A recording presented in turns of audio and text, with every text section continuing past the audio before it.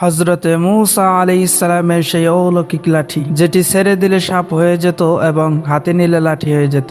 এই অলৌকিক ক্ষমতাটি হযরত মূসা আলাইহিস সালাম কিভাবে পেয়েছিলেন তা জানার জন্য ভিডিওটি ধৈর্য সহকারে শেষ পর্যন্ত দেখুন। হযরতে মূসা আলাইহিস সালাম সুদীর্ঘ 10 বছর তার শ্বশুর হযরত শুআয়ব আলাইহিস সালামের নিকট থেকে বিদায় গ্রহণ করে কিছু জরুরি মালপত্র এবং পশু এবং বিবি সাফুরাকে নিয়ে মিশরের উদ্দেশ্যে যাত্রা শুরু করলেন। মাদাইন থেকে কিছু পথ অগ্রসর হওয়ার পরে সন্ধ্যা নেমে আসে। তখন তারা সেখানে তাঁবু ফেলে রাত্রি জাগরণের ইচ্ছা পোষণ করেন। তখন বিবি সাফুরা ছিলেন গর্ভবতী। পথিমধ্যে তার প্রসব বেদনা শুরু হয়ে যায়। হযরতে মূসা আলাইহিস সালাম এরকম অবস্থা দেখে অনেক চিন্তিত হয়ে পড়লেন। এদিকে চতুর্দিক দিয়ে ঝড় বৃষ্টি শুরু হয়ে গেল। হযরতে মূসা আলাইহিস সালাম ধারণা করলেন কিছুক্ষণের মধ্যেই ঝড় বৃষ্টি থেমে যাবে, কিন্তু ঘটনা ঘটল তার বিপরীত। ঝড় আস্তে আস্তে বাড়তে শুরু করলো এবং ঝড়ের বাতাসে তারা কাঁপতে আরম্ভ করলো, কিন্তু তাদের সঙ্গে কোনো আগুন জ্বালানোর ব্যবস্থা ছিল না, যাতে করে তারা ভয়াবহ অবস্থার পরিস্থিতির সম্মুখীন হলো। হযরতে মূসা আলাইহিস সালাম তারপর তাঁবু থেকে বের হয়ে এসে চারদিকে তাকিয়ে দেখছিলেন কোথাও কোনো আলো আছে কিনা। একটু দূরেই তাকিয়ে দেখলেন পাহাড়ের মধ্যে অনেক আলো জ্বলতেছে। তারপর হযরত মূসা আলাইহিস সালাম একটু আগুনের সন্ধানে সেই পাহাড়ের দিকে যেতে লাগলেন। তার বিবি হযরত সাফুরাকে বললেন, তোমরা একটু অপেক্ষা করো,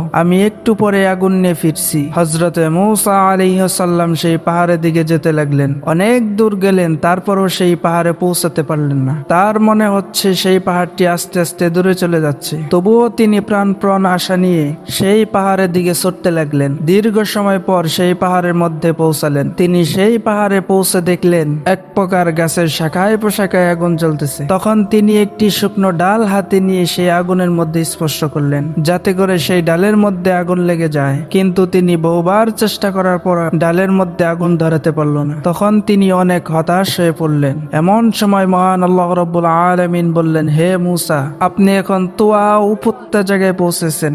আপনি আপনার পায়ের জুতা খুলে নিন, আমি আপনার সাথে কথা বলতে চাই।